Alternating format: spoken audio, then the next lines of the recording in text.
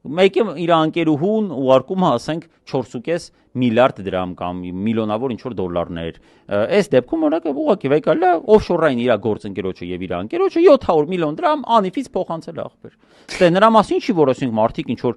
դիրքը չարաշահելով, ասենք փաստացի բյուջեից չեն գողացել, որ ասենք պետք է ինչ որ մեկը կրեր այդ տենդեր, ուրիշ մեկն է կրել։ Սրանցը ափաշկյար ախպեր ինչ խորանան ինֆրաստրուկտուրա ստեղծեն կոռուպցիոն, չէ ախպեր ջան։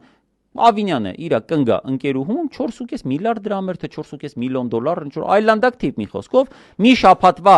բացված կամպանիային փոխանցել էին այդ փողը, հիշում եք այդ պատմությունը։ Այսինքն ոնց են արել, ասել են